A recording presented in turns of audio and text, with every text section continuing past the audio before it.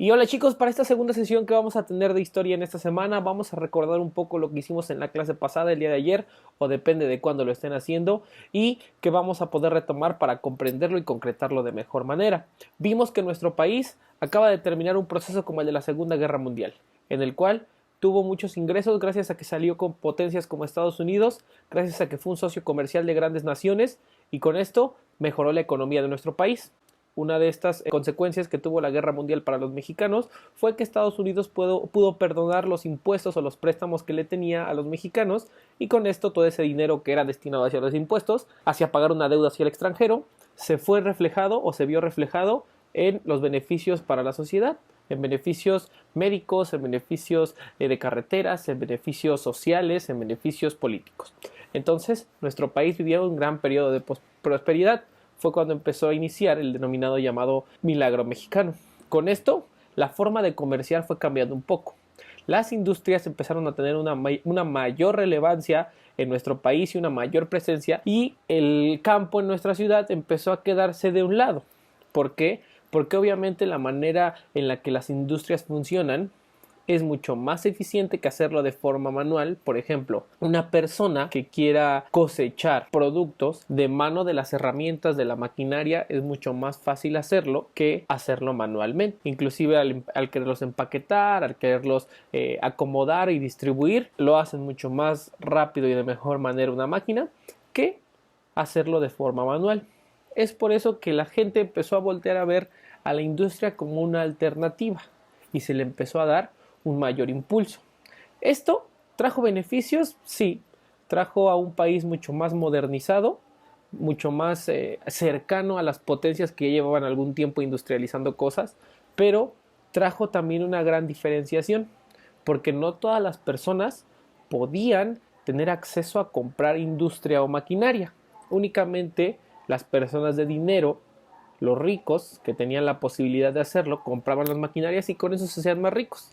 Y si antes un campesino tenía la posibilidad de vender poco sus productos, con esta industrialización se empezó a perder esa competencia y empezó a quedarse mucho más rezagado en nivel económico, hablando de las personas con dinero. Entonces, nuestro país presentaba diferentes matices. Presentó también diferentes luchas sociales. ¿Qué es una lucha social? Es cuando un grupo de personas se conjunta y trata de buscar un cambio a alguna injusticia. La Revolución Mexicana fue una lucha social que tuvo nuestro país, pero no se quedó ahí. Acuérdense que yo les había dicho que se habían formado instituciones. Las instituciones, como los partidos políticos, tenían un ideal, pero no nada más eran las únicas instituciones que existían. Había otras, de nombre sindicatos. Estos sindicatos se encargan de defender a los trabajadores de los abusos del patrón. Como ya se había visto en la Revolución Mexicana o antes de la Revolución del Porfiriato, que había un abuso muy grande por parte del patrón hacia sus trabajadores, decidieron cambiar esta situación, decidieron formar un sindicato, un grupo de personas que se juntaban, que buscaban cambiar esa situación, y que si un trabajador presentaba una injusticia, iba con su sindicato hablaba con el patrón y llegaban a un acuerdo. Los sindicatos también, por ejemplo, tenían el derecho de declarar una huelga, un parón de actividades hasta que los trabajadores no estuvieran conforme con los derechos del trabajador. Hay un capítulo de Los Simpson que es muy icónico por esto, y es cuando ellos luchan por un plan dental. ¿Qué es esto? Que a ellos se les pueda pagar por parte de la empresa un plan para ir al dentista sin ellos tener que pagarlo, sino que con su trabajo ya viene incluido este beneficio, que ellos pueden asistir a un dentista y la empresa les va a pagar directamente al dentista el dinero que ellos se gasten por arreglar sus dientes o de su familia. Esto es más o menos lo que buscaban unos sindicatos, una buena calidad de vida en sus trabajadores, con planes dentales, con mejoras económicas, con aumentos de sueldo, con seguro social, con garantías de antigüedad, con jubilación.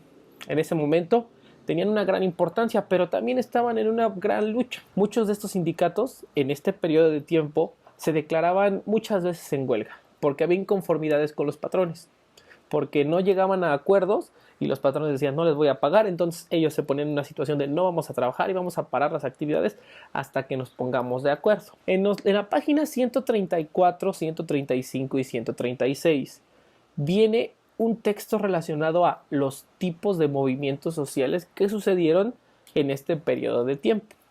Uno de ellos, que es muy recordado, es la matanza de estudiantes del 68.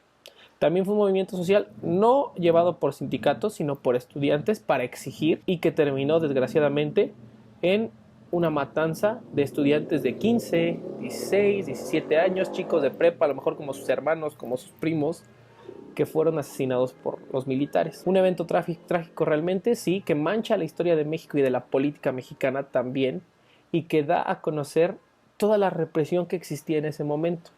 Cómo por un lado se buscaba la libertad, pero cómo los intereses políticos por otro no dejaban que se expresara de una manera correcta o de una manera fluida o libre. ¿Qué vamos a hacer con estas 3 páginas?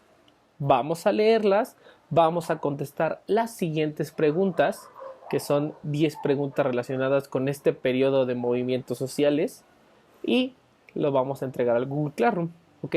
Recuerden, esta es una semblanza de lo que viene desde la Revolución Mexicana, los movimientos sociales. Se fundaron los primeros sindicatos, hubo huelgas que eran parones de actividades para que los trabajadores, por ejemplo, de ferrocarriles, de teléfonos, los doctores pudieran tener garantías, y hubo pues presidentes o periodos históricos que no lo permitieron. Esa sería la actividad del día de hoy, contestar las preguntas acorde a la página 134, 135 y 136, y que nos quede a nosotros bien claro que es una lucha social, porque es importante llevarla a cabo, y bueno, que nuestro México tuvo históricamente muchas de ellas. Les mando saludos. Chao.